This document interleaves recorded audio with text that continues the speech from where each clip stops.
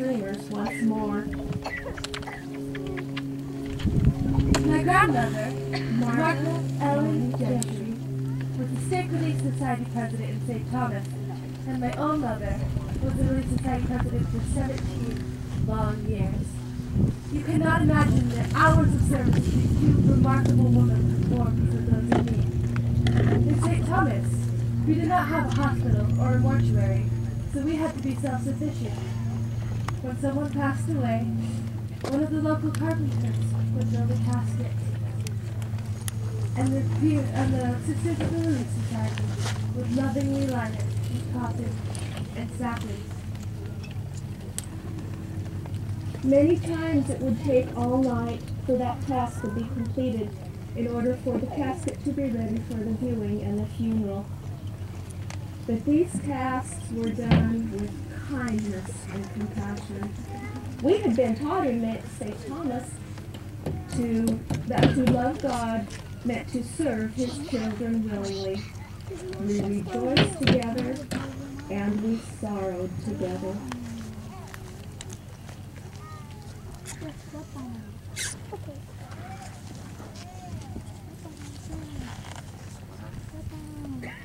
Now I can step on Jacob's shed. One particularly disheartening time was when we had to disturb the sacred Of our loved ones in the St. Thomas Cemetery.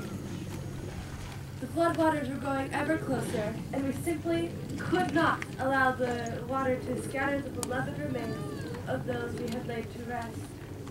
And so we dug them up, and we moved them. How well I can remember the call of sadness as we undertook this task. Thankfully, because of the dry, gravelly soil, many of the caskets were very well preserved. The pioneer adults and children who could not be identified, along with our recently buried, were moved to a lovely hill 2 miles south of Overton. It was so hard for so many of us to start a new life away from St. Thomas. What a price some of us had to pay for the comfort and recreation of people who just take it off their back. I often wonder if the people who will boat and fish on the lake will ever spare a thought for the stalwart pioneers who dreamed and built and loved in a place called St. Thomas.